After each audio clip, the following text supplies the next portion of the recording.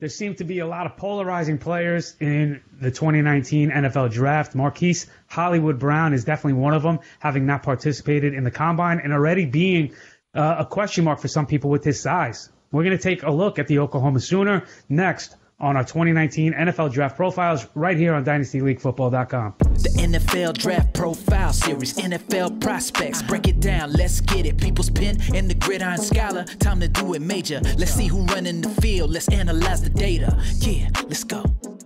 You put in the tape of Marquise Brown, and I'm not going to call him Hollywood. I'll get into that in a moment. There's a lot to love about what this guy does. But there are also a lot of concerns being that he's not even 170 pounds. And that's with 30 pounds of added mass since he graduated high school. John, is this something that really bothers you or worries you? Or do you think the way the game is going, it's a moot and irrelevant point? This is an interesting conundrum because there is no way I would draft a 168-pound receiver in the first round. Now, does his game translate to the NFL? Yes, Andy. But I am shocked that people have him at the very top of their board. I have a second-round grade on him. I believe there's too much risk for a 5'10", 168-pound, what I perceive as an undersized NFL receiver. I would love to get him in round 2. He'd be a steal in round 3. I don't believe a team will draft him in the first round. I could be wrong, but I don't have that type of grade on him. So what is there to like? I see everything that the scouts like. And his career at Oklahoma over the last 2 seasons have been spectacular. Last year, he was All-American first team, All Big 12 first team, and Biletnikoff Award semifinalist. He was amazing. He paced the FBS in plays over 40 yards, 50 yards, 60 yards, and he logged over 100 yards receiving 6 times. The year before, he was All Big 12 second team.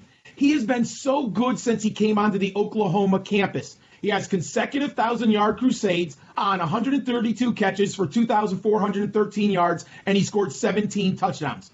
Now, in 2016, he played at the JUCO level, and he ranked amongst the best players in the nation before enrolling at Oklahoma.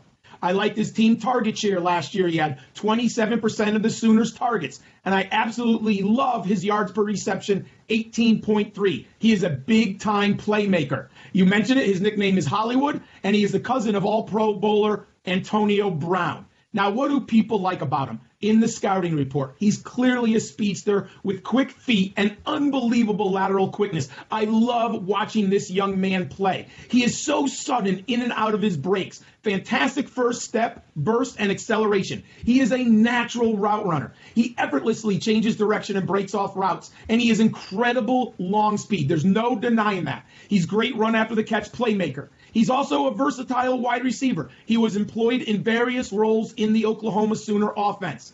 But at that size, I would never invest first-round capital in a player who's 5'10 and 168 pounds.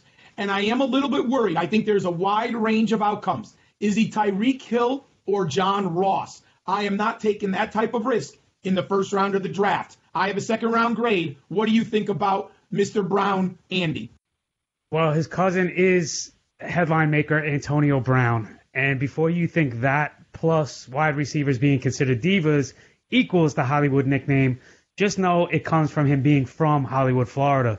So that's why I will refer to him as Marquise. I don't want to kind of paint him as this Hollywood diva-ish kind of guy before he even steps into the league. I mentioned he didn't run at the Combine. He didn't participate. He is recovering from a Lisfranc injury, so he does have good reason why he's not. He did say he thinks he would have broken the record or at least been the fastest receiver in this year's class, which means we're looking at a 4.3 flat or lower, a 4.2 even maybe.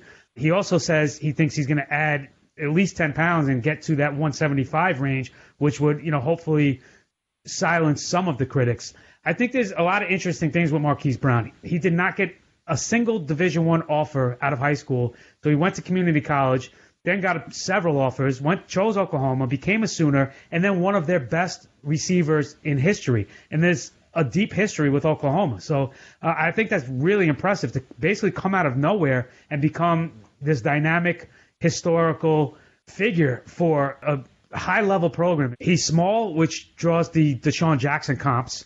He's fast, as I mentioned, but there seem to be more questions than convictions with Marquise Brown. And there's no denying he is a game changer. One of the things that stands out to me, especially in his NFL draft position, John, is there's no special teams on the resume. I mean, when we think about Deshaun Jackson, he was not just a game changer as a receiver, but also he could win games as a punt returner, as we've all seen. Marquise Brown doesn't give you that element. So I don't think that puts a premium on him in an NFL franchise drafting. We talk about first-round grades, second-round grades, and the like. He's silky smooth as a pass catcher. He plays like he's trying to prove his doubters wrong at every chance he gets. Unafraid, unabashed. It shows in his blocking. At times, you can see where the size will plague him. At other times, it's irrelevant. He can be that good. He's a crisp route runner who lined up everywhere on the field. He's not exactly dynamic in the open field. I mentioned that punt return. He doesn't really have that aspect of his game.